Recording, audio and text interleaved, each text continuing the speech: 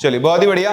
तो मैंने आपको नाम लिखना सिखा दिया था कि अगर आपके पास कोई एनायन है और उसमें जो सेंट्रल एटम अगर वो लोअर ऑक्सीजन स्टेट में है तो सफिक्स क्या लगता है आइट, और अगर वो हायर ऑक्सीजन स्टेट में है, यार देखना एक बार कैमरा हिला हुआ है राहुल, कैमरा हिला हुआ है, फ्रेम आउट है, ठीक है। और अगर वो हायर ऑक्सीजन स्टेट में तो हम सफिक्स क्या लगाते हैं 8, ठीक है। अब ऐसे ही देखो हम लोग कुछ अभी क्या है ना, जैसे आपने सल्फर देखा, सल्फर की दो ही पॉसिबल स्टेट, मतलब दो स्टेट होती है, हायर 6 और लोअर 4। कार्बन की हायर क्या होती है 4, फास्फोरस की हायर होती है 5 और लोअर कितनी होती है 3। लेकिन कुछ एलिमेंट्स ऐसे होते हैं, जैसे मैं आपसे बात करूं क्लोरीन, तो क्लोरीन के वैलेंस शेल में अगर मैं क्लोरीन का इलेक्ट्रॉनिक कॉन्फ़िगरेशन लिखूं तो वो 3s2 3p5 होता है। क्या होता है 3s2 3p5। तो इसमें क्या होता है कि 7 वैलेंस इलेक्ट्रॉन है, तो ये +7 शो कर सकता है, +5 भी शो करता है, +3 भी शो करता है, +1 भी शो करता है।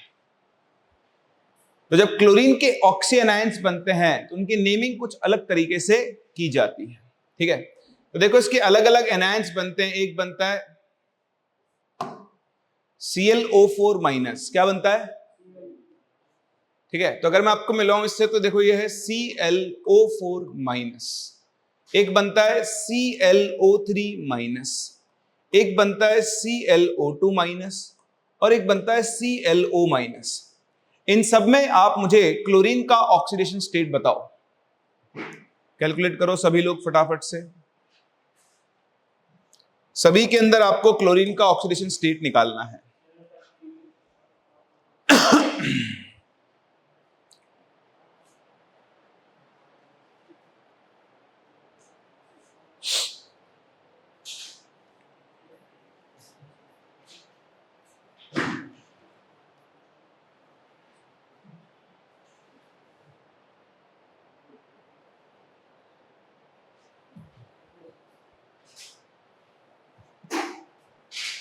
हाँ भाई जल्दी दो आंसर। पहले वाले में हसनैन 7, दूसरे वाले में 5, तीसरे वाले में 3 और लास्ट वाले में 1। दिख रहा है सभी लोगों को? तो एक बार आपको यहां पर ऑक्सीडेशन नंबर मिल गया। अब आप देखो ये इसका ना एक्चुअली क्या जनरली होता है, 7 हर जगह नहीं बन सकता, 7 इज एक्सट्रीम केस। इनके केस में हम इसको बोलते हैं हायर कंसीडर करते हैं, इसको लोअर कंसीडर करते हैं। ये क्या हो गई हाईएस्ट और ये क्या होती है लोएस्ट। तो जब हम इनके नाम लिखने बैठते हैं तो देखो ये हायर में है ना, सामने देखो सभी लोग, ये हायर में है और हायर में ये क्लोरीन का एनायन है, तो हायर वाले के लिए क्या लगाते हैं 8 और लोअर वाले के लिए 8। तो बताओ इसका नाम क्या बनेगा क्लोरेट। तो ये आपका क्लोरेट आयन है। कौन सा आयन है बताओ, ये कौन सा आयन होगा क्लोराइट। अब ये उससे भी नीचे चला गया है, तो नीचे के लिए नहीं कम के लिए बोलते हैं हाइपो। जब कोई चीज कम होती है ना रिक्वायर्ड से, क्या बोलते हैं केमिस्ट्री में हाइपो। तो ये क्या बन गया हाइपो क्लोराइट। और ये हायर से भी हाईएस्ट चला गया है। कोई होता है ना कोई अपनी औकात से बाहर निकलना शुरू कर देता है, होता है ना, उसको हम लोग क्या बोलते हैं पर लग गए तेरे, ज्यादा पर लग रहे हैं क्या, ये बोलते हैं ना, है ना। जरूरत से ज्यादा कोई शो ऑफ करने लग जाता है, बोले ज्यादा पर लग रहे हैं। तो देखो इससे ऊपर चला गया, इसके भी पर लग गए, इसलिए इसको क्या बोल देते हैं पर क्लोरेट। बोला बात समझ में आ रही है? चलिए बहुत ही बढ़िया। तो इस तरह से क्लोरीन के जो एनायंस हैं उनकी इस तरह से नेमिंग करते हैं। अब जैसे मान लो मैं आपसे बोलूं कि यार मुझे ना सोडियम क्लोराइड का फॉर्मूला बताओ, तो आप क्या बोलोगे, सोडियम मतलब Na+, क्लोराइड मतलब Cl O2-। तो बताओ फॉर्मूला क्या बन गया NaClO2, खत्म। मैं आपसे बोलूं मुझे मैग्नीशियम क्लोरेट का फॉर्मूला बना के बताओ, तो आप क्या बोलोगे Mg+2। क्लोरेट कौन हो गया ClO3-। क्या बन जाएगा बताओ MgClO3 होल ट्वाइस।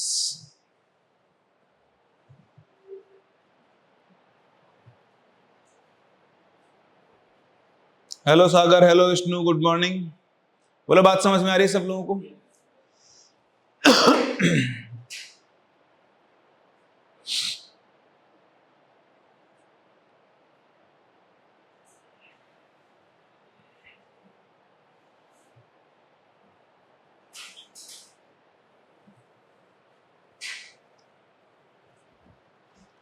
ठीक है,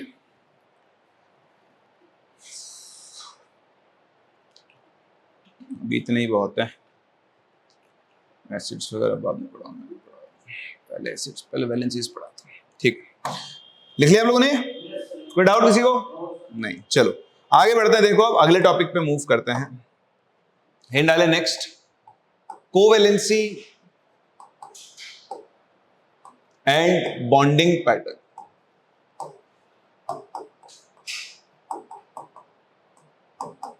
इन कोवेलेंट मॉलिक्यूल्स।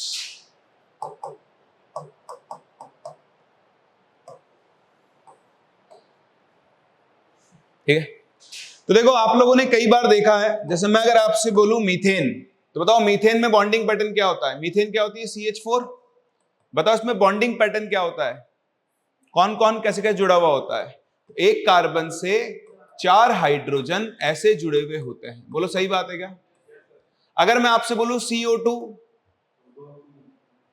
तो एक कार्बन से 2 ऑक्सीजन डबल बॉन्ड से जुड़े हुए, सीखा हुआ है आप लोगों ने। अगर मैं आपसे कहता हूं सल्फेट SO4 2-, तो इसमें एक सल्फर, बताओ बॉन्डिंग पैटर्न क्या होगा? 4 ऑक्सीजन कौन से बॉन्ड से?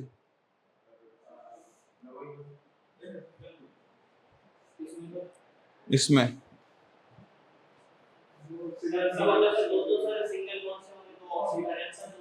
दो ऑक्सीजन डबल बॉन्ड से, 2 ऑक्सीजन डबल बॉन्ड से, 1 ऑक्सीजन सिंगल बॉन्ड से, एक से, ऐसा।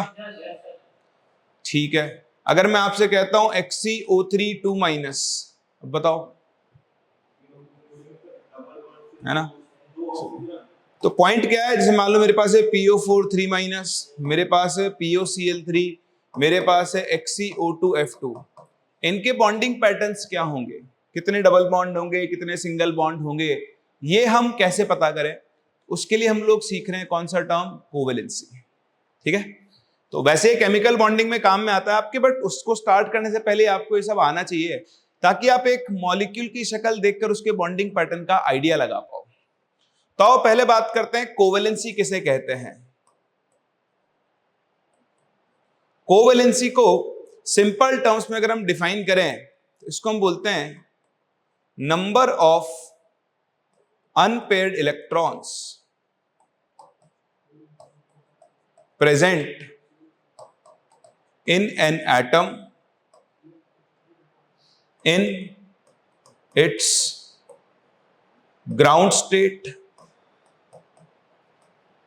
or its excited state। ठीक है, या फिर आप इसे ऐसा ही बोल सकते हो simple, number of covalent bonds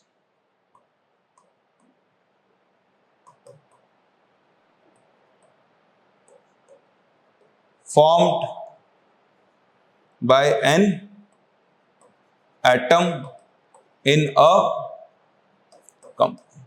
एक कंपाउंड में एक एटम जितने कोवेलेंट बॉन्ड बनाएगा, उसी को हम उसकी क्या कहते हैं? कोवेलेंसी कहती है। ठीक है, अब ये जो कोवेलेंट बॉन्ड है, इसमें एक नॉर्मल कोवेलेंट बॉन्ड और साथ में कौन सा बॉन्ड आ जाता है? Coordinate bond.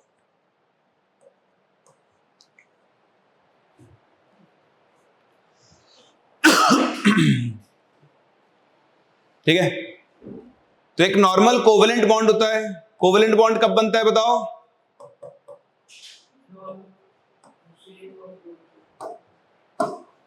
एक एटम है A, एक एटम है B, इन दोनों की म्यूचुअल शेयरिंग से जो इलेक्ट्रॉन बॉन्ड बनता है, उसे हम कौन सा बॉन्ड बोलते हैं? कोवेलेंट। पढ़ा है सभी लोगों ने? कोऑर्डिनेट बॉन्ड कब बनता है? Very good. तो कोऑर्डिनेट बॉन्ड में क्या होती है, शेयरिंग तो होती है, लेकिन शेयरिंग कैसी होती है, अनइक्वल।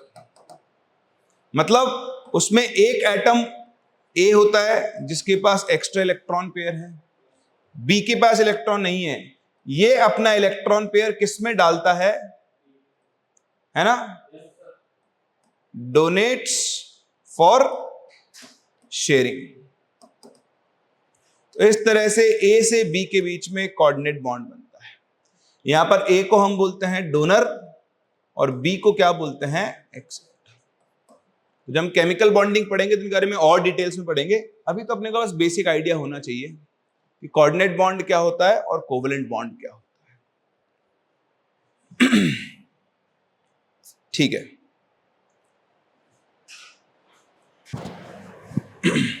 चलो आगे। अब देखो, कोवेलेंसी को सीखने के लिए बी के पास वैकेंट ऑर्बिटल होता है। हाँ विष्णु, बी के पास वैकेंट ऑर्बिटल होता है तभी कोऑर्डिनेट बॉन्ड बनता है, बिल्कुल सही है। अब आपको कुछ इलेक्ट्रॉनिक कॉन्फ़िगरेशंस पता होने चाहिए। तो वैसे तो शायद मैंने लास्ट क्लास भी लिखवाए थे आपको ये, एंड वैलेंस इलेक्ट्रॉन्स, तभी हम आगे बढ़ पाएंगे। तो ऑल्दो क्वांटम नंबर्स हम सीखेंगे, वहां पर कॉन्फ़िगरेशन लिखना भी सीखेंगे, बट मैं जानता हूं कॉन्फ़िगरेशन तो आपको आते हैं लिखना। 1s1, 1s2, 1s2, 2s1 आते नहीं आते हैं? आते हैं ना सबको? नहीं आते तो भी आ जाएंगे, कोई बात नहीं। तो देखो, अभी हम बात कर रहे हैं बेसिकली पी ब्लॉक एलिमेंट्स से। किससे बात कर रहे हैं?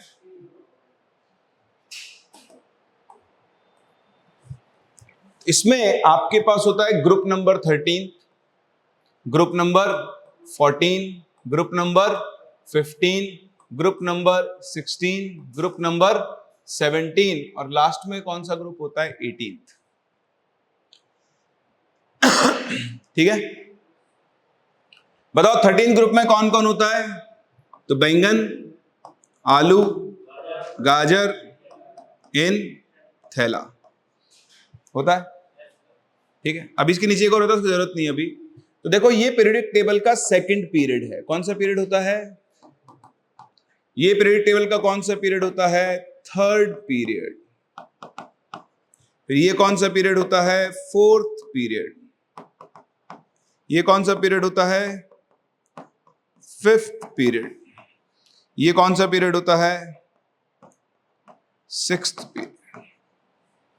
ठीक है, इस ग्रुप का जो जनरल इलेक्ट्रॉनिक कॉन्फ़िगरेशन होता है वो होता है, कलर भी चेंज कर लेता हूं, NS2NP1। क्या होता है? NS2NP1। इस ग्रुप का क्या होता है? NS2, कुछ नहीं बढ़ाते जाओ, NP2।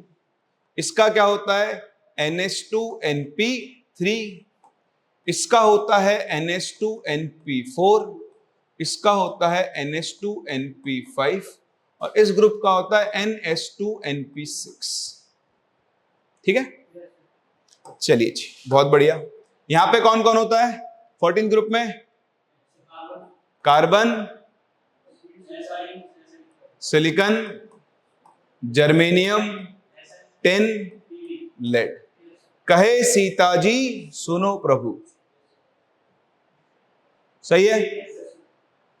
फिर आता है निखिल, पास, सब, बिंदास, या नाना पाटेकर, ऐश्वर्या, सब बीमार, सब भिखारी, है ना, कुछ भी जो लिखना है लिख लेना। फिर आता है ओल्ड स्टाइल से टीपो। ये कौन है? ऑक्सीजन। ये कौन है?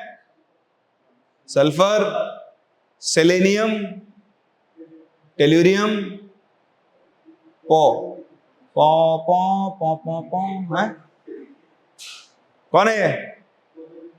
पोल्यूमिनियम, पोल्यूमिनियम, पोलोनियम।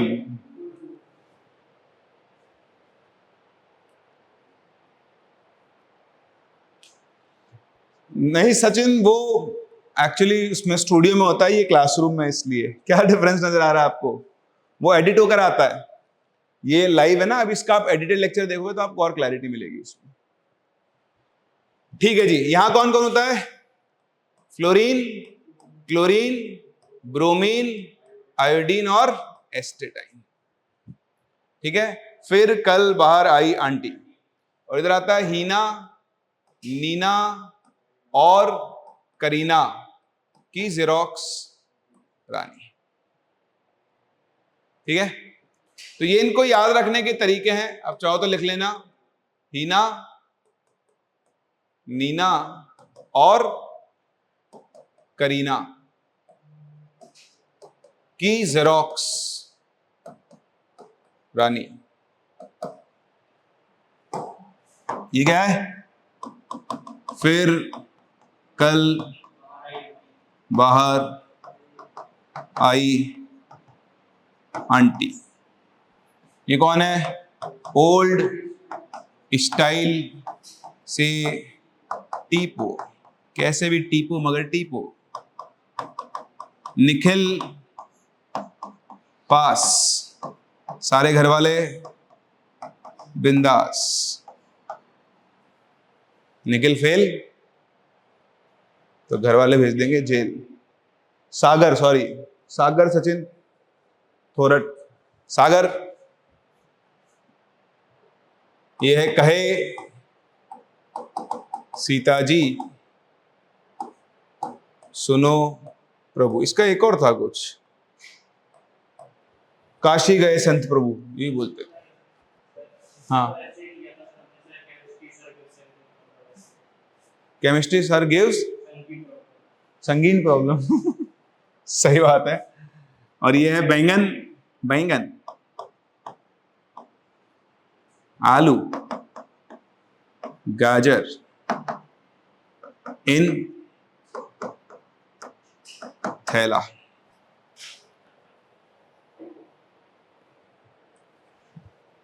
सागर क्या डिफरेंस नजर आ रहा है आपको, ये बताओ मेरे को।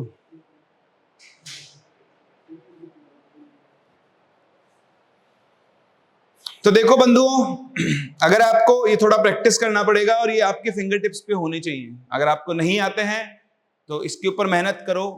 पी ब्लॉक, एस ब्लॉक और डी ब्लॉक के कॉन्फ़िगरेशंस अपने को याद करने होंगे। अभी के लिए पी ब्लॉक जरूरी है, ये आपका आज का सबसे इंपॉर्टेंट टास्क है। नेक्स्ट क्लास से या आज की क्लास से आपको इनके कॉन्फ़िगरेशंस बहुत अच्छे से पता होने चाहिए। अब देखो, ये कौन से पीरियड का है? तो सेकेंड पीरियड के लिए एन की वैल्यू कितनी हो जाएगी? 2। तो बताओ इसका कॉन्फ़िगरेशन क्या बन जाएगा? 2s2 2p1। सही है। बताओ ये कौन से पीरियड का है? तो इसका कॉन्फ़िगरेशन क्या बन जाएगा? 4s2 4p1। समझ में आ रहा है? बताओ आर्सेनिक का कॉन्फ़िगरेशन क्या बनेगा? 4s2 4p3। बताओ सल्फर का क्या बनेगा? 3s2 3p4। समझ पा रहे हो? तो अगर आपको ये जनरल कॉन्फ़िगरेशन आता है, आप इनमें से किसी का भी कॉन्फ़िगरेशन लिख सकते हो। पहली बात, अभी उसकी इतनी जरूरत नहीं, बट फिर भी आपको अच्छे से लिखना आना चाहिए। दूसरी इंपॉर्टेंट बात, 13th ग्रुप वाले के वैलेंस शेल, देखो ये पूरा वैलेंस शेल कहलाता है। क्या कहलाता है? वैलेंस शेल, या हम इसे बोलते हैं आउटर मोस्ट शेल। क्या बोलते हैं? जैसे मैं आपको इधर पीछे सोडियम का पूरा इलेक्ट्रॉनिक कॉन्फ़िगरेशन लिख के दिखाऊं, तो आई होप आपने बचपन में या किसी ना किसी क्लास में ये देखा, पढ़ा, सुना हो। 3s होता है, 3p होता है, 3d।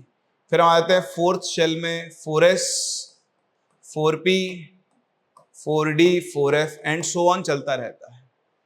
ठीक है, और नहीं पढ़ा है तो हम अभी पढ़ेंगे जब मैं कॉन्फ़िगरेशन लिखना सिखाऊंगा आपको। ऐसे हम एरो चलाते हैं, एक एरो, दूसरा, तीसरा, चौथा। ऐसा पढ़ा है कभी? है ना? हम यहां से स्टार्ट करते हैं, इधर जाते हैं, फिर रिवर्स गियर लगाते हैं, फिर इधर जाते हैं, फिर रिवर्स गियर लगाते हैं, फिर इधर जाते हैं, फिर रिवर्स गियर लगाते हैं। और रास्ते में जो जो आता जा रहा है उसको इलेक्ट्रॉन देते जा रहे हैं।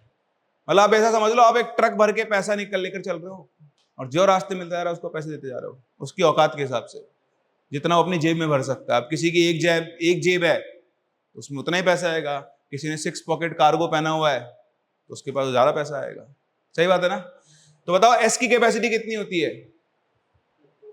2 लाख की, है ना? 2 रुपए की या 2 लाख की। पी की कैपेसिटी कितनी होती है? पता है ना? डी की 10 है ना, तो 10 लाख तो पहुंचेंगे ही नहीं अपन, ट्रक खाली हो जाएगा उससे पहले ही। अब देखो अपने पास कितने पैसे हैं, 11 लाख रुपए, मतलब इसका एटॉमिक नंबर कितना होता है 11, तो 11 लाख रुपए भर के आप निकले हो, ठीक है।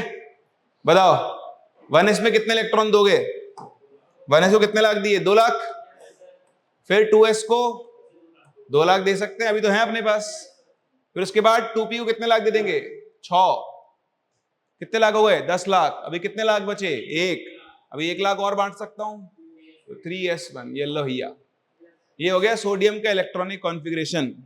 एफ ब्लॉक याद करेंगे सागर आगे चल के। अब इसमें समझने वाली बात क्या है, देखो ये जो ना 1 2 3 ये आपको n की वैल्यू बताता है, किसकी वैल्यू, अभी के लिए आप उसे पीरियड नंबर बोल सकते हो, क्या बोल सकते हो, तो बताओ n की हाईएस्ट वैल्यू कहां है, 3, तो ये जो खाली 3 लिखा हुआ ना, इसको हम बोल देंगे इसका आउटर मोस्ट शेल, क्या बोलते हैं, और आउटर मोस्ट शेल को ही हम लोग क्या बोलते हैं, वैलेंस शेल। समझ पा रहे हैं, ये न्यूक्लियस से सबसे दूर होता है, क्या होता है, this one is farthest from nucleus, so electron can easily participate in bonding, इसका जो इलेक्ट्रॉन है वो बॉन्डिंग में क्या कर सकता है, आसानी से पार्टिसिपेट कर सकता है। क्या आपको मेरी बात समझ में आ रही है। फिर इसके बाद ये वाला जो शेल होता है, थोड़ा कलर चेंज कर लेते हैं, ये वाला, इसको हम बोलते हैं इनर सेल, क्या बोलते हैं, इनर शेल, और उसके बाद जो भी कुछ बचता है उनको हम बोलते हैं इनर मोस्ट, क्या बोलते हैं, इसको बोलते हैं n, इसको बोलते हैं n-1 और ये n-2, अगर n-3 जो भी सब होगा वो सब उसमें काउंट हो जाएंगे। तो आपको इन दोनों का पता होना चाहिए, आउटर शेल किसे बोला जाएगा और इनर शेल किसे बोला जाएगा, ठीक है।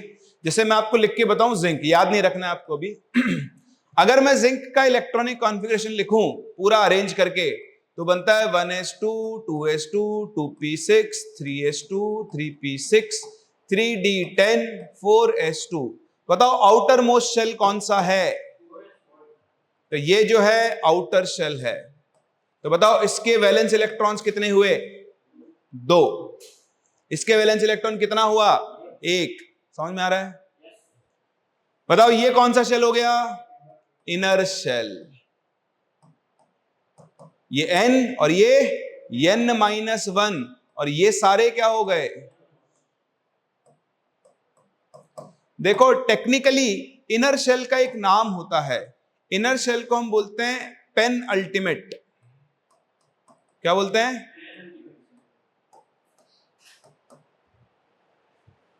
इसको हम बोलते हैं एंटे पेनल्टीमेट, एंटे मतलब एंटीरियर में, अंदर, और इसको कई बार अल्टीमेट शेल बोल देते हैं, अलग अलग देश अलग अलग नाम।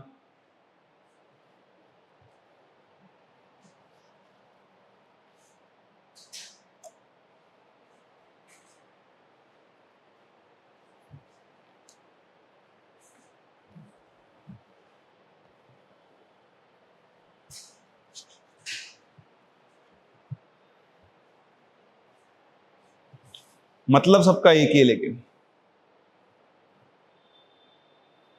सही है, लिख लो फटाफट से, ये हो गया, चलो आगे।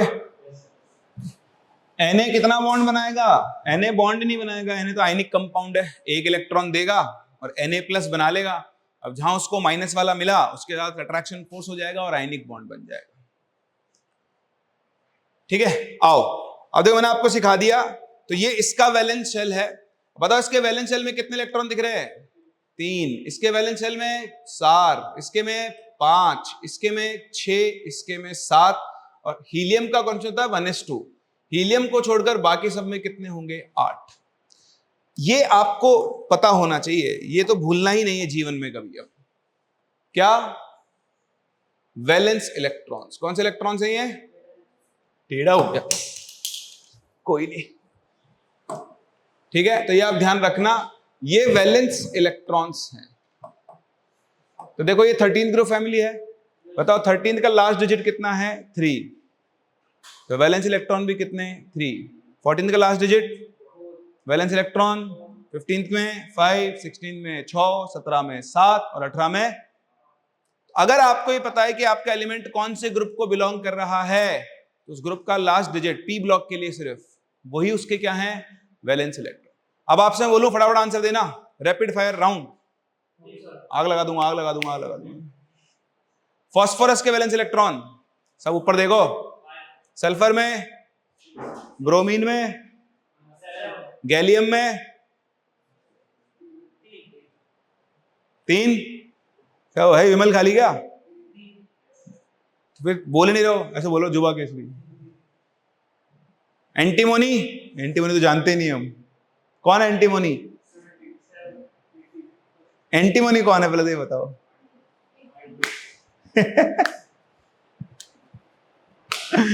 एसबी, इसको बोलते हैं एंटीमोनी, ठीक है। इसके वैलेंस शेल में कितने इलेक्ट्रॉन हैं? 5। खैर अभी अपने को ना ये 2 लाइन की जरूरत पड़ेगी सबसे ज्यादा। ऑक्सीजन के 6, सल्फर के 6, फास्फोरस के 5, क्लोरीन के 7, सिलिकॉन के 4, कार्बन के 4, बोरोन के 3, एल्यूमिनियम के 3। बोलो समझ में आता है सब? ठीक है, चलो अब चलते हैं अगले स्टेप पे। अगला जो स्टेप है वहां पर हम शुरू करते हैं अब बोरोन के साथ। स्पेलिंग ठीक से लिखना, कहीं मोरोन लिख दो। हाँ भाई, बोरोन के इलेक्ट्रॉनिक कॉन्फ़िगरेशन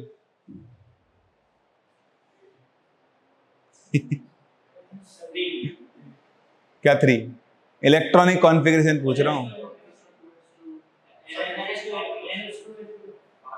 NH2 तो पूरे खानदान का हो गया। क्या होगा? 2s2 2p1। सही है, ओके।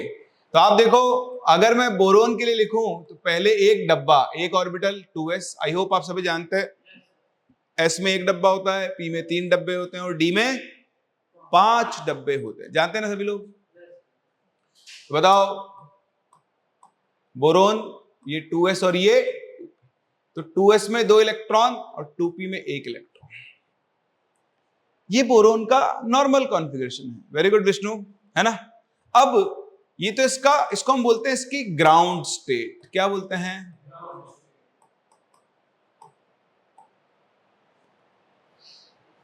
अब मान लो इसको कहीं से शक्ति मिल जाए, किसको? यहां जो इलेक्ट्रॉन पड़े हुए हैं उसको कहीं से पावर मिल जाए, शक्ति मिल जाए, है ना। भारी किसी भी एक्सटर्नल सोर्स से एनर्जी मिल जाए, इस पे लाइट आगे गिर जाए, इसको कहीं से हीट के थ्रू एनर्जी मिल जाए, इसकी कोलिजन हो किसी से, उससे इसको एनर्जी मिल जाए, कहीं से भी मिल सकती है, उसकी चिंता आपको नहीं करनी है ना। अब होगा क्या? ये एनर्जी लेकर इसमें से एक इलेक्ट्रॉन आगे शिफ्ट हो सकता है। इसको हम बोलते हैं इलेक्ट्रॉन में गेट एक्साइटेड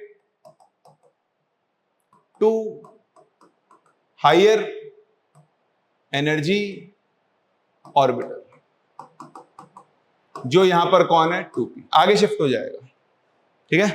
जैसे आगे शिफ्ट हुआ, अब इसका जो इलेक्ट्रॉनिक कॉन्फ़िगरेशन बनेगा, बताओ वो कैसा बनेगा?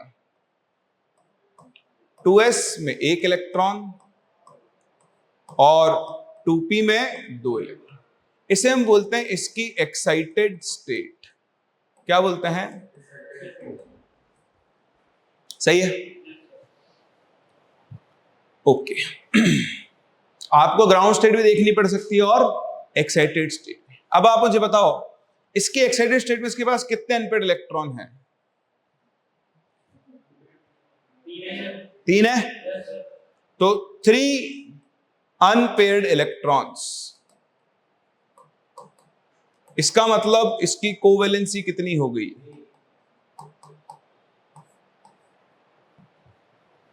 सही है, इसका मतलब ये हुआ, सो और neutral boron atom can form कितना 3 कोवलेंट बॉन्ड्स। तो जो एक न्यूट्रल बोरोन एटम होता है वो सिर्फ कितने, अरे वाह सागर, थैंक यू यार, बढ़िया, भी पूरी इनऑर्गेनिक याद करेंगे अपन, है ना।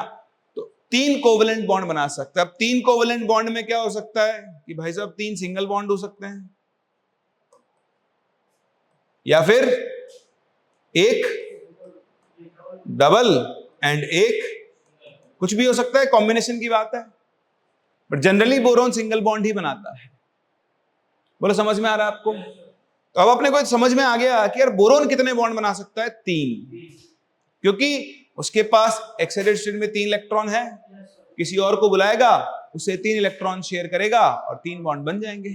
जैसे मैं आपको एग्जांपल दूं, BCl3, कौन सा एग्जांपल दूं? तो अगर आप बोरोन को एक्साइटेड स्टेट में लिखो तो बताओ बोरोन के एक्साइटेड स्टेट में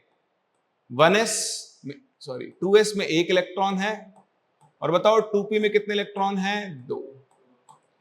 तो ये 3 क्लोरीन एटम को बोलेगा भाई आओ बॉन्ड बनाते हैं। 1 इलेक्ट्रॉन क्लोरीन का, 1 इलेक्ट्रॉन बोरोन का, शेयरिंग हो गई। 1 इलेक्ट्रॉन क्लोरीन का, 1 इलेक्ट्रॉन बोरोन का, शेयरिंग हो गई। 1 इलेक्ट्रॉन क्लोरीन का, 1 इलेक्ट्रॉन बोरोन का, शेयरिंग हो गई। हो गई या नहीं हो गई?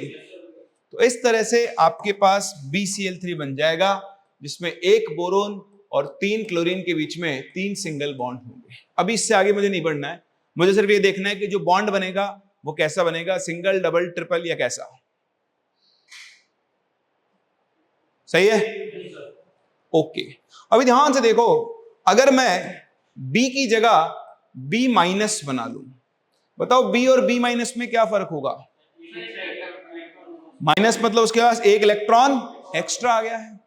अगर आप B- को देखो तो 2s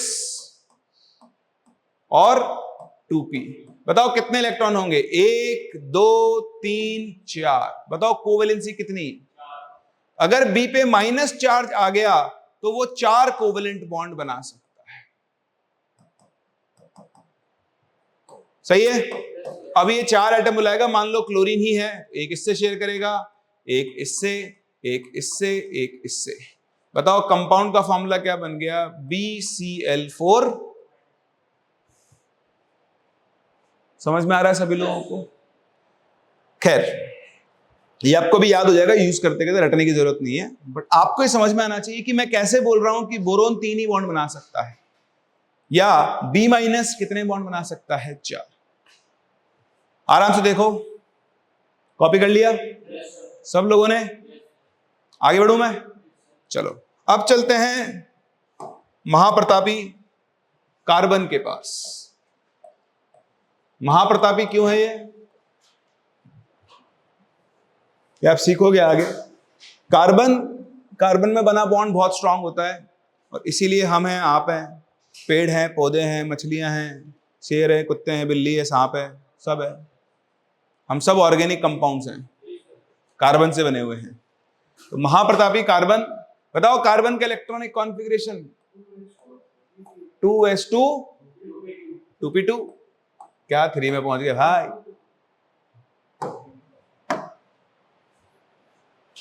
चलो, तो कार्बन अगर मैं ग्राउंड स्टेट में बनाऊं तो ध्यान से देखो, 2s में 2 इलेक्ट्रॉन और 2p में 2 इलेक्ट्रॉन। 3 कहां से आ गए? ठीक है, तो बताओ अभी कार्बन कितने बॉन्ड बना सकता है? सिर्फ 2 अनपेड इलेक्ट्रॉन। लेकिन अब कार्बन को शक्ति मिल जाए तो 1 इलेक्ट्रॉन आगे चला जाएगा, है ना। जैसे आप स्कूल में प्रार्थना में गाते थे ना, ऐसे कार्बन भी गाए, क्या इतनी शक्ति गाते थे ना। जैसे कार्बन ने शक्ति मांगी, उसको शक्ति मिल गई, और उसका इलेक्ट्रॉन कहां पहुंच गया? एक्साइटेड स्टेट में। अब बताओ कार्बन कितना बॉन्ड बना सकता है? इसीलिए तुम बचपन से पढ़ते आए हो, कार्बन नेचर में कैसा होता है? टेट्रावैलेंट। कार्बन के मोस्ट ऑफ द कंपाउंड्स में आपको से कितने बॉन्ड मिलेंगे? 7।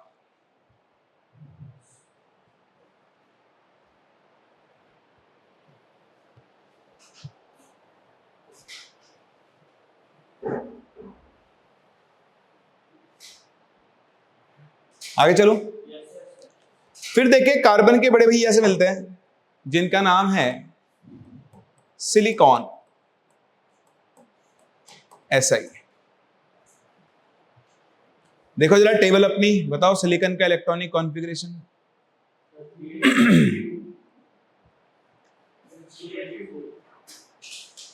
3s2 3p4।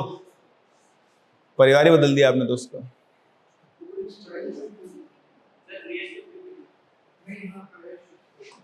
ये क्या बनेगा? 3s2 3p2। देखो अब जब आप एग्जाम की तैयारी करो तो जब अपना नाम भूल जाओ, लेकिन इनऑर्गेनिक केमिस्ट्री में इनके कॉन्फ़िगरेशन नहीं भूल सकते।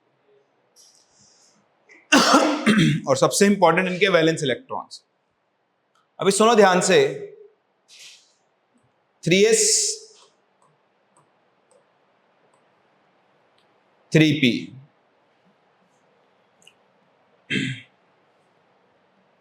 ये आपको देखा मैंने लिखवाया था 3s 3p और 3d। तो थर्ड आप आ गए थर्ड शेल में। कौन से शेल में आ गए? तो थर्ड शेल में 3s भी होता है, 3p भी होता है और 3d। सेकंड शेल में सिर्फ कौन होता है? 2s और 2p। कहने का मतलब ये है कि जैसे मान लो एक बिल्डिंग है, उस बिल्डिंग में 5 फ्लोर है। कितने फ्लोर हैं? और हर फ्लोर पे अलग अलग नंबर ऑफ कमरे हैं। पहले फ्लोर पे 1 कमरा है, दूसरे फ्लोर पे 2 कमरे हैं, तीसरे फ्लोर पे 3 कमरे हैं और चौथे फ्लोर पे 4 कमरे हैं। ठीक? तो मान लो एक कमरे में एक ही आदमी रह सकता है। बताओ थर्ड फ्लोर पे कितने आदमी रह रहे होंगे? 3 रह रहे होंगे या 3 रह सकते हैं? रह रहे होंगे। क्या जरूरी है? हो सकता है एक ही रह रहा हो, 2 कमरे खाली हो। अभी चले जाओ, कई हॉस्टल ऐसे हैं ना जिनमें कमरे बहुत सारे हैं, पर अभी हो सकता है फर्स्ट फ्लोर सेकंड फ्लोर ही भरा हो, बाकी ऊपर के 3 फ्लोर क्या पड़े हो? खाली। फिर एक और आदमी आएगा थर्ड फ्लोर पे, उसको रख दो, बाकी का थर्ड फ्लोर तो खाली है। तो आप इस चीज को समझें कि जब आपने 3s भर दिया, अगर आपने 3s में इलेक्ट्रॉन डाल दिया, तो आप भाई साहब सेकंड फ्लोर से कौन से फ्लोर पे आ चुके हो? थर्ड फ्लोर पे। क्या आपको मेरी बात समझ में आ रही है? एक हॉस्टल में मान लो 5 फ्लोर है, 2 फ्लोर भर गए फुल, 10-10 कमरे हैं दोनों पे। अब 21वां नंबर स्टूडेंट आया तो उसको कहां भेजा जाएगा? थर्ड फ्लोर पे। अब थर्ड फ्लोर खुल गया ना उसके लिए। तो आप समझें, जब आपने 3s में इलेक्ट्रॉन डाल दिया तो आपने थर्ड फ्लोर खोल दिया है। अब उसके लिए 3s 3p 3d सब एक्सेसिबल हैं। ठीक है? डिपेंड करता है वो कौन से लेना चाहता है। ये ऐसा हो सकता है कि एक कमरा, क्या बोलते हैं उसको, इकोनॉमिक हो, एक प्रीमियम हो, एक लग्जूरियस हो। तो डिपेंडिंग ऑन अपना बजट वो उस कमरे को चूज करेगा। तो सेम कहानी यहां पर है। जब आप 3s 3p में आ गए तो चाहे 3d में इलेक्ट्रॉन आपने भरे नहीं है, लेकिन 3d है तो वही। जैसे आप अभी बैठे हो यहां, आपके पीछे एक और क्लासरूम है, उसमें बच्चे नहीं अभी, लेकिन क्लासरूम तो है। जिस दिन आएंगे उसमें बैठ सकते हैं। क्लासरूम तो कहीं नहीं गया ना। ऐसे ही ऑर्बिटल यहां पर है, ये कहीं गया नहीं। जब जरूरत पड़ेगी तो हम इसमें भी इलेक्ट्रॉन भर सकते हैं। क्या आपको मेरी बात समझ में आ रही है? तो देखो इसका इलेक्ट्रॉनिक कॉन्फ़िगरेशन था 3s2 3p2। यह है इसकी ग्राउंड स्टेट। बताओ एक्साइटेड स्टेट में क्या होगा? 3s में 1 इलेक्ट्रॉन और 3p में कितने इलेक्ट्रॉन चले जाएंगे? 3। और बताओ 3d में कितने इलेक्ट्रॉन रहेंगे? खाली है। तो अभी सिलिकॉन क्या कर सकता है? सिलिकॉन की कोवेलेंसी कितनी है? 4। यानी सिलिकॉन कैन फॉर्म 4 बॉन्ड्स। जैसे मैं इसका एग्जांपल देता हूं आपको, SiF4। SiF4 में जो सिलिकॉन है वो फ्लोरीन के साथ कितने बॉन्ड बनाएगा? 4 बॉन्ड। कितने बॉन्ड बनाएगा? लेकिन अभी आप देखो,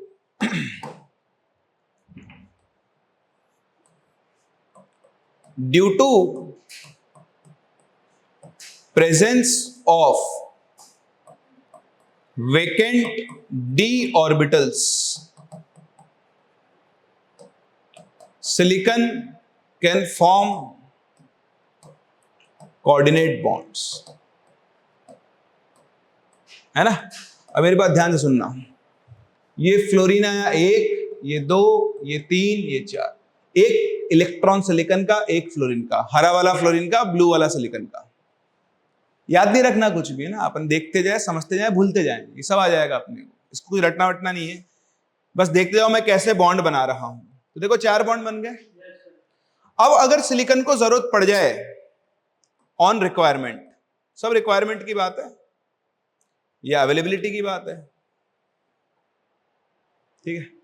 अब मान लो मुझे बनाना है, मैं SiF4 को 2F- और दे दूं, उससे मेरे पास एक कंपाउंड बनता है SiF6 2-। क्या बनता है? तो बताओ यहां सिलिकन कितने बॉन्ड बना रहा है? 6। यहां कितने बना रहा था? 4। सिलिकन के पास इलेक्ट्रॉन सिर्फ कितने थे? 4। 4 इलेक्ट्रॉन से 6 बॉन्ड कैसे? तो भैया वो जो 2 एक्स्ट्रा बॉन्ड बन रहे हैं वो इन खाली डब्बों से बनेंगे, और वो कौन से बॉन्ड होंगे? Coordinate bond. आओ देखते हैं ये बॉन्ड कैसे बनेंगे। तो सिलिकन को अगर आप एक्साइटेड स्टेट में लिखो, पहले समझ लो फिर लिख लेना आराम से, 3s1, अभी समझना बहुत जरूरी है। अभी हो सकता है आप इसे, कई लोग इसको पहली बार देख रहे हैं, अभी दोबारा आएगा और अच्छे समझ जाओगे, आता रहेगा। तो ये तो सिर्फ शुरुआत है। और 3D। अब मुझे 6 फ्लोरीन चाहिए, तो देखो 4 फ्लोरीन तो एक एक इलेक्ट्रॉन देकर 4 बॉन्ड बना सकते हैं, जरा ध्यान से देखें। लेकिन यहां फ्लोरीन को क्या करने पड़ेंगे? दोनों इलेक्ट्रॉन देने पड़ेंगे अपने, और यहां पर भी फ्लोरीन को अपने, मतलब ये जो 2 बॉन्ड बनेंगे ये कौन से बॉन्ड होंगे? कोऑर्डिनेट बॉन्ड, जिसमें इसका इलेक्ट्रॉन पेयर और इसके खाली ऑर्बिटल काम में आएंगे। बताया था ना अभी आपको, एक डोनर और एक एक्सेप्टर। खैर कर लेंगे। अब देखो अगर मैं इसका बॉन्डिंग पैटर्न बनाऊं तो कैसे बनाऊंगा? 4 फ्लोरीन नॉर्मल बॉन्ड से, और बताओ 2 फ्लोरीन ऐसा। कॉपी करो एक बार इसे, फिर समझाता हूं। और ऑर्गेनिक की टेंशन मत लो विष्णु।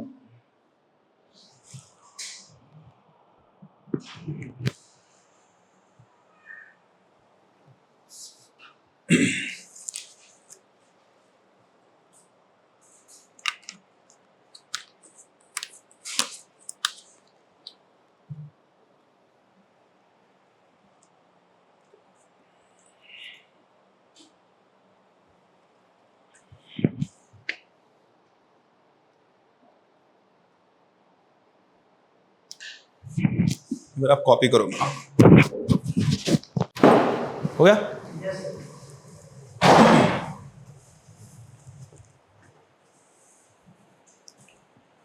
हाँ भाई चलें आगे। तो अब जैसे कार्बन हुआ, अब कार्बन के बाद हम चलते हैं आगे नाइट्रोजन के पास। अब आपको सब कुछ अपने आप समझ में आना शुरू हो जाएगा।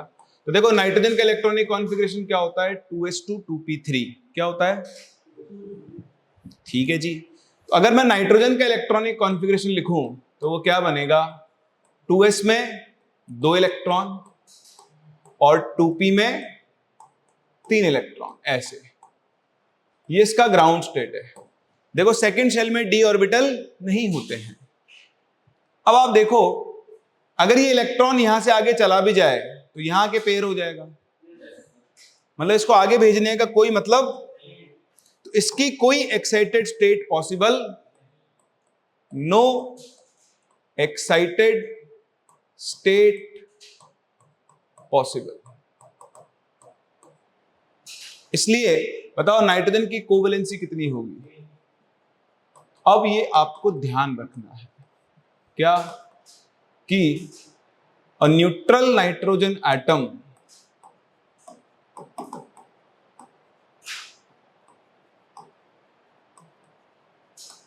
can form 3 bonds. On requirement it can form fourth bond, but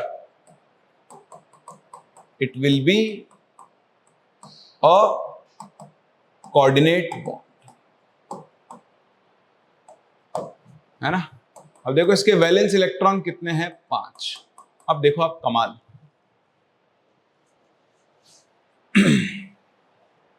कमाल देखने से पहले एक हाइड्रोजन मिलवा दूं मैं आपको। बताओ हाइड्रोजन का इलेक्ट्रॉनिक कांस्टेंट कितना होता है, 1s1। Hydrogen can only form 1 bond. Hydrogen की औकात ही नहीं इससे ज्यादा। हाइड्रोजन कभी भी डबल बॉन्ड, ट्रिपल बॉन्ड या 2 बॉन्ड बना नहीं सकता। हाइड्रोजन हमेशा कितना बॉन्ड बनाएगा, सिर्फ 1। अब आप बताओ, अगर मैं आपसे बोलूं NH3, वैसे तो आपने सबने पढ़ा हुआ है, पर जो हमने सीखा उसके हिसाब से बात करते हैं।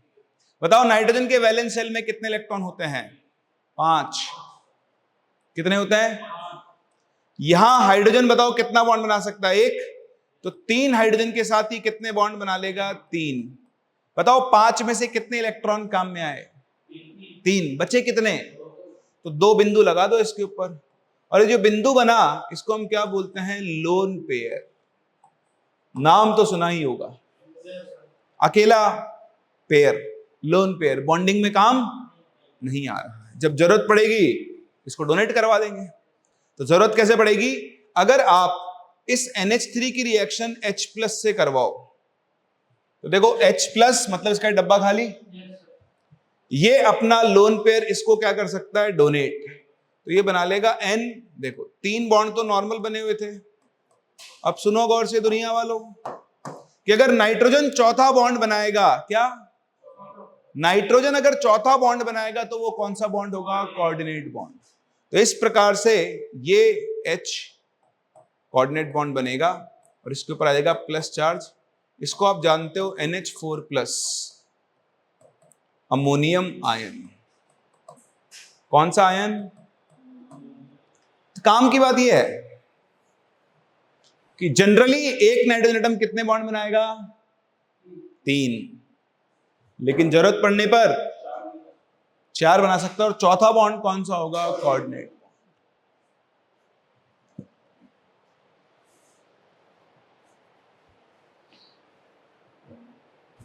सही है। अब चलते हैं नाइट्रोजन के बड़े भाई फास्फोरस के पास। बताओ फास्फोरस का इलेक्ट्रॉनिक कॉन्फिगरेशन भी क्या होगा, 3s2 3p5। बताओ वैलेंस इलेक्ट्रॉन कितने, 5। सही। तो फास्फोरस का इलेक्ट्रॉनिक कॉन्फिगरेशन लिखो। बताओ आप कौन से फ्लोर पे आ गए हो, 3rd फ्लोर पे। और 3rd फ्लोर पे क्या खाली पड़ा है, हाँ वो मैं चेक कर रहा था, आप ध्यान दे रहे हो। Very good. 3s2 3p3। बताओ 3p में कितने इलेक्ट्रॉन है, 3। बताओ इसके बाद क्या खाली पड़ा है, हसनैन क्या खाली पड़ा है,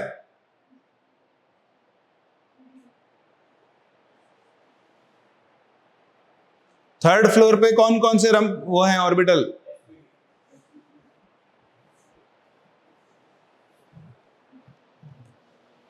अभी तक सीखा था।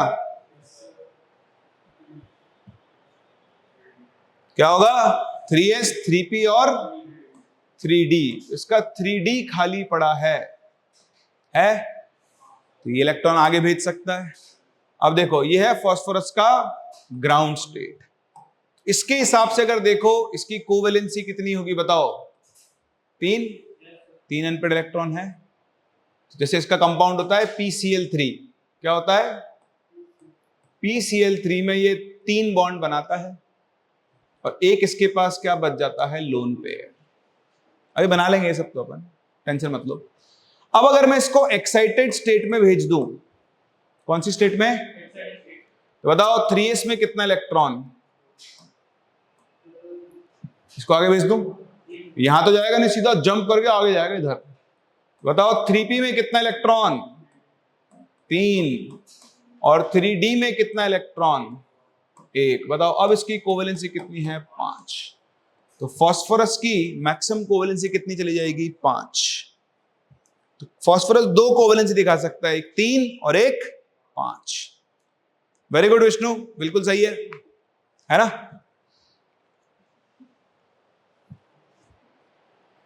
समझ में आया? पक्का? चलो तो अगला पन्ना तुम्हारे नाम।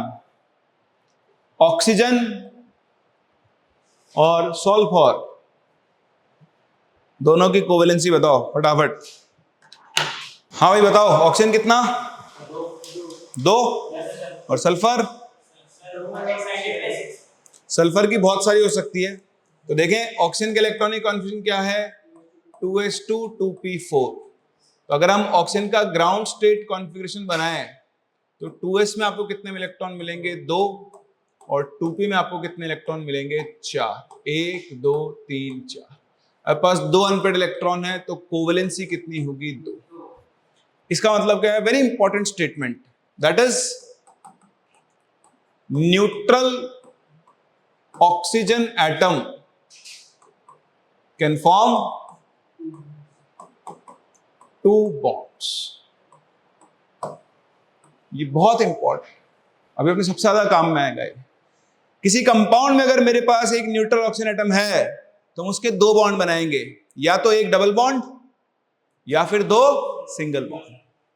अच्छा एक और चीज देखो, अगर मैं O की जगह O माइनस ले लूं तो बताओ क्या फर्क पड़ेगा? 2s में 2 इलेक्ट्रॉन, एक इलेक्ट्रॉन एक्स्ट्रा आ जाएगा। 1 2 3 4 5। बताओ अब इसकी कोवेलेंसी कितनी हो जाएगी? 1। Very important, that is a negatively charged oxygen atom can form only 1 bond.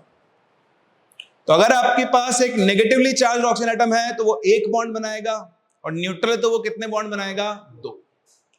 Okay. अगर हम सल्फर की बात करें तो सल्फर के केस में अगर हम ग्राउंड स्टेट में जाएं तो देखो 3s में 2 इलेक्ट्रॉन और 3p में 4 इलेक्ट्रॉन।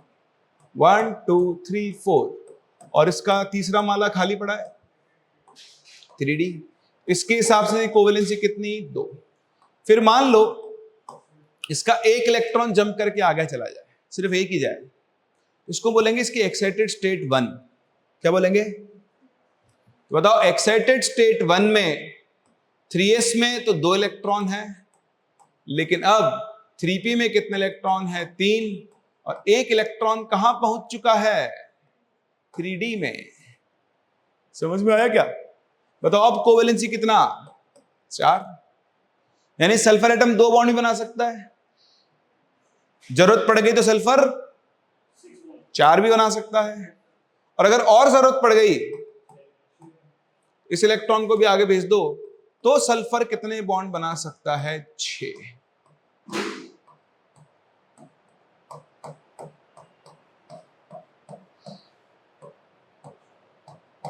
तो बताओ कोवेलेंसी कितनी हो गई? 6।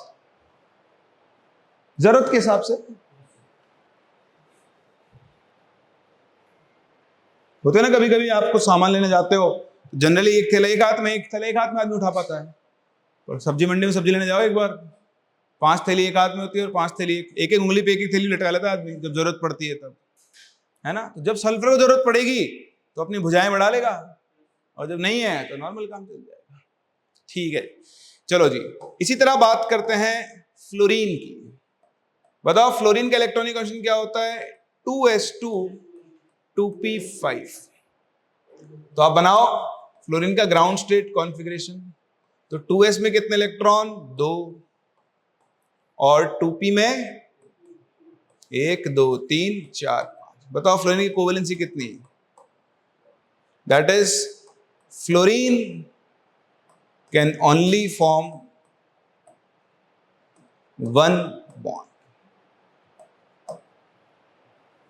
फ्लोरीन सिर्फ कितना बॉन्ड बना सकता है? एक से ज्यादा बना ही नहीं सकता। बोलो।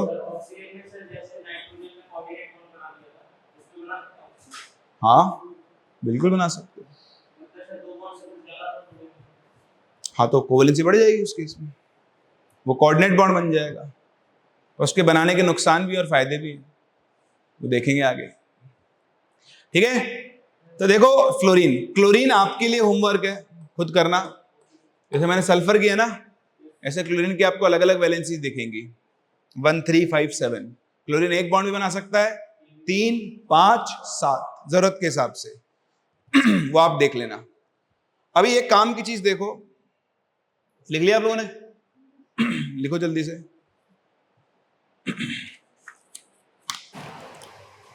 चले अब देखें, वैसे तो आपको देखने में पता लग जाएगा, बट जैसे मैं लिखूं सेंट्रल एटम, किसी भी कंपाउंड में दो चीजें होती है, एक तो होता है सेंट्रल एटम। तो सेंट्रल एटम कौन बनाता है? सेंट्रल एटम, ये कोई हार्ड एंड फास्ट रूल नहीं है, इन जनरल होता है।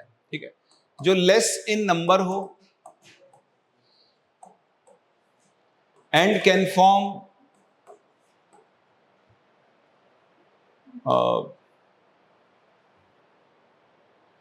मल्टीपल बोलूंगा तो आप गलत ले लोगे उसको, मेनी बॉन्ड्स लिख लेते हैं, मेनी बॉन्ड्स, है ना। एक से ज्यादा बॉन्ड बना सकते हो, 2 3 4 5 6 7। ठीक है, तो बेसिक इसको रटना वटना नहीं है, आपको शक्ल देख के बता जाएगा। जैसे बताओ CO2 में सेंट्रल एटम कौन है? दिख रहा है ना? मैं बोलूं XeO2F2, बताओ सेंट्रल एटम कौन है? तो जिनॉन। इसको रटने की जरूरत नहीं होती। ठीक है, लेकिन एक चीज आप ध्यान रखना कि hydrogen, since hydrogen and fluorine can form only one bond, so they will always act as surrounding atom and cannot work as central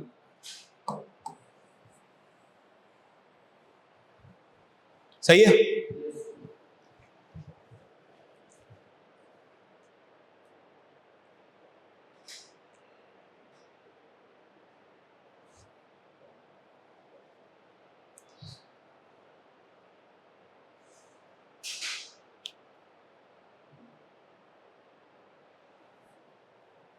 चलो अब बस अपना काम हो गया। अब जो मैंने आपको सिखाया, अब आप जिसकी बोलो हम उसका बॉन्डिंग पैटर्न बना सकते हैं।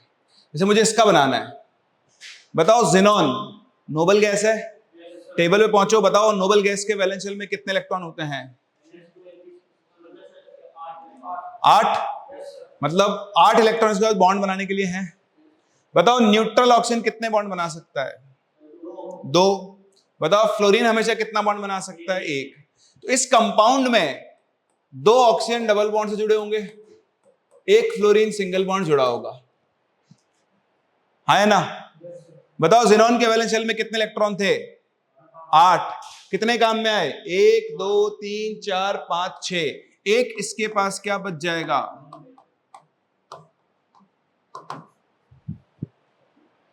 समझ में आ रहा है? ये जो बॉन्ड बने, ये जो बॉन्ड बने, इनको हम क्या बोलते हैं? Bond pair. क्या बोलते हैं? ओनली सिग्मा बॉन्ड काउंट करने। एक सिंगल बॉन्ड एक सिग्मा होता है, डबल बॉन्ड में एक सिग्मा और एक पाई होता है। अगर आप नहीं जानते तो अभी के लिए याद रख लें, आगे देख लेंगे, लिख लो कहीं पे भी नोटबुक में। अगर क्लोरीन सेंट्रल एटम नहीं है तो एक बॉन्ड बनाएगा, सागर सेंट्रल है तो एक से ज्यादा बना सकता। अभी देखते जाओ, आते जाएंगे। मैं आपके सामने लिखूं PO4 3-, ठीक है, और मैं आपके सामने लिखूं PO3 3-, मेरे को दोनों का बॉन्डिंग, मैं स्ट्रक्चर नहीं बना रहा हूं, क्या बना रहा हूं? Bonding pattern. क्या बना रहा हूं? जिसको बोलने के लिए लोग स्ट्रक्चर बोल देते हैं, स्ट्रक्चर अलग चीज होती है। बताओ, देखो आराम से पीछे देख के बताओ, फास्फोरस के वैलेंस शेल में कितने इलेक्ट्रॉन होते हैं? 5। तो फास्फोरस मैक्सिमम कितने बॉन्ड बना सकता है? 5। अभी सुनो, ऑक्सीजन और फास्फोरस में ज्यादा इलेक्ट्रोनेगेटिव कौन होता है? तो माइनस चार्ज कौन लेगा? ऑक्सीजन। जो ज्यादा इलेक्ट्रोनेगेटिव वो माइनस चार्ज होल्ड करना चाहेगा। बताओ यहां कितने ऑक्सीजन है? 4। कितना माइनस चार्ज है? तो वो किसके पास जाएगा? ऑक्सीजन के पास। तो मेरे पास यहां 3 ऑक्सीजन नेगेटिव वाले होंगे, मानते हो नहीं मानते हो? और बताओ नेगेटिव वाला ऑक्सीजन कितने बॉन्ड बना सकता है? तो आप बिल्कुल बिंदास आंख बंद करें और 3 ऑक्सीजन को सिंगल बॉन्ड से जोड़ दें। कोई दिक्कत? बताओ कितने ऑक्सीजन थे? 4। 4 में से 3 तो नेगेटिव वाले हो गए, बचा 1। न्यूट्रल या नेगेटिव? न्यूट्रल। बताओ न्यूट्रल ऑक्सीजन कितने बॉन्ड बना सकता है? 2। देखो 1 2 3 4 5 फास्फोरस के 5 इलेक्ट्रॉन काम में आ गए। सही है क्या? ये बना के बताओ मुझे। ये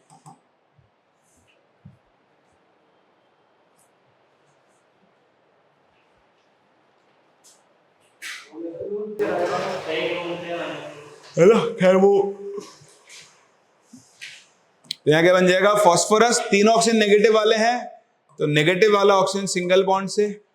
फास्फोरस के 5 में से सिर्फ कितने इलेक्ट्रॉन काम में आए? 3। सही है। मान लो मैं बनाना चाहता हूं ClO4 माइनस। सही है। बताओ क्लोरीन के वैलेंस शेल में कितने इलेक्ट्रॉन? कितने? 7। बताओ ऑक्सीजन कितने हैं? माइनस चार्ज कितने पे आएगा? कितना माइनस है? 1। तो 1 पे तो आ पाएगा। इसका मतलब इसमें एक ऑक्सीजन नेगेटिव चार्ज वाला होगा तो वो सिंगल बॉन्ड से जुड़ेगा। सही है। बाकी ऑक्सीजन कितने बचे? हसन, ये 4 ऑक्सीजन है, उसमें से 1 पे तो माइनस आ जाएगा, -1 ही है। यहां -3 थे तो 3 ऑक्सीजन को दिए थे। अब 1 के बाद 3 बचे। न्यूट्रल या नेगेटिव वाले? न्यूट्रल। न्यूट्रल ऑक्सीजन कितने बॉन्ड बनाता है? तो लगा दो double bond O, double bond O, double bond O। बताओ क्लोरीन गैस कितने होते हैं? 7। 1 2 3 4 5 6 7, 7 के 7 काम। समझ में आया? चलो अब तुम्हारी बारी।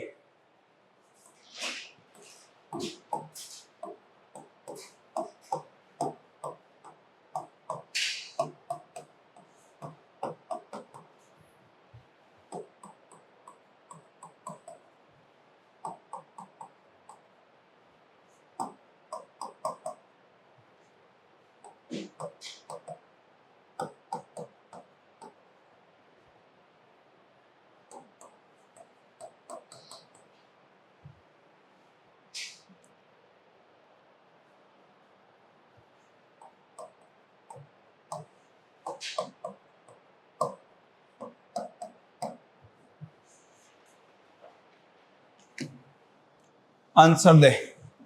हाँ भाई बताओ। हेलो हेलो आवाज। हाँ ठीक। इसमें क्या बनेगा? 2 ऑक्सीजन नेगेटिव वाले सिंगल बॉन्ड से, 1 ऑक्सीजन डबल बॉन्ड से। सही है। ये बताओ 2 ऑक्सीजन सिंगल बॉन्ड से, 2 ऑक्सीजन डबल बॉन्ड से। लोन पेयर नहीं बचेगा कोई भी। ये वाला 2 ऑक्सीजन सिंगल बॉन्ड से, 1 डबल बॉन्ड से, 1 लोन पेयर। सल्फर के पास कितने इलेक्ट्रॉन होते हैं? 6। 1 2 3 4 काम में।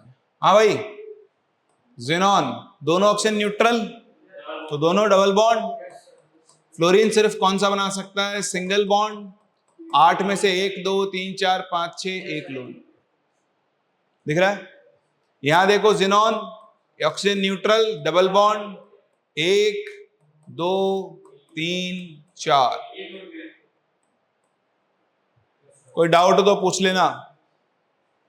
H2S हाइड्रोजन सिर्फ कितना बॉन्ड बना सकता है? 1। तो बाकी बच गए 6 में से 4 इलेक्ट्रॉन। सही है।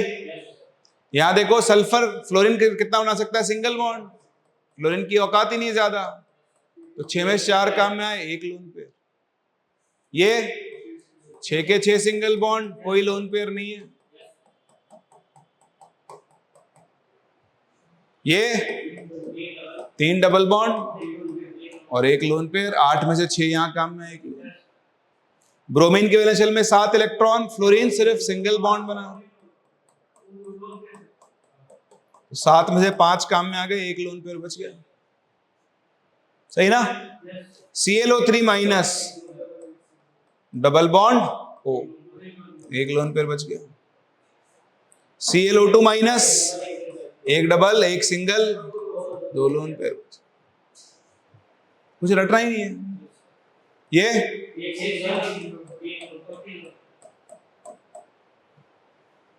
तो सबसे पहले आपको कंपाउंड की शक्ल देखकर, ये हमेशा सही जरूरी नहीं है, बट ये मोस्टली क्या होगा, सही। आप आइडिया लगा सकते हो इसे कंपाउंड की स्ट्रक्चर क्या होगी। फिर आगे जब हम केमिकल बॉन्डिंग पढ़ेंगे तो हम हाइब्रिडाइजेशन निकालना, शेप, स्ट्रक्चर सब सीखेंगे, वहां आपकी चीज बहुत काम है। तो कोवेलेंसी हमको आनी चाहिए, ये इंपॉर्टेंट है, ठीक है। फिर देखो कई बार आपको ऐसे क्वेश्चन भी मिलेंगे कि भाई साहब PCl5 बनता है बट NCl5 इज नॉट, बताओ क्यों। तो आपने सीखा कि भाई नाइट्रोजन जो है उसका इलेक्ट्रॉनिक कॉन्फ़िगरेशन क्या होता है, 2s2 and 2p3, और फास्फोरस का जो होता है वो क्या होता है, 3s2 3p3। तो भाई साहब बात बिल्कुल सही है कि दोनों का कॉन्फ़िगरेशन क्या है, सेम, लेकिन फास्फोरस के पास खाली डब्बे हैं। कौन से डब्बे हैं, so due to vacant 3d orbitals, phosphorus जो है can increase its covalency but nitrogen can not. Excited state में फास्फोरस का 1 इलेक्ट्रॉन आगे चला जाता है और फास्फोरस के पास कितने इलेक्ट्रॉन हो जाते हैं, 5। सही है। तो ये सब क्वेश्चंस का आंसर आप इस कॉन्सेप्ट के हिसाब से दे सकते हैं, डन है। चलो आज अपन यहीं तक कंप्लीट कर रहे हैं। तो ये मैंने आपको कोवेलेंसी सिखा दी है। अब नेक्स्ट क्लास हम ऑक्सी एसिड्स तो अभी नहीं सिखाऊंगा, काम नहीं आएंगे, आगे सिखाऊंगा, कंफ्यूज हो जाओगे, जरूरत नहीं है, ठीक है। अब हम नेक्स्ट क्लास पढ़ेंगे क्वांटम नंबर्स। क्वांटम नंबर्स क्या होते हैं, क्या काम में आते हैं, फिर कैसे इलेक्ट्रॉन्स बढ़ते हैं, क्वांटम नंबर्स के ऊपर बेस्ड क्वेश्चंस कौन कौन से, ठीक है। मिलते हैं नेक्स्ट क्लास, यहाँ से आगे।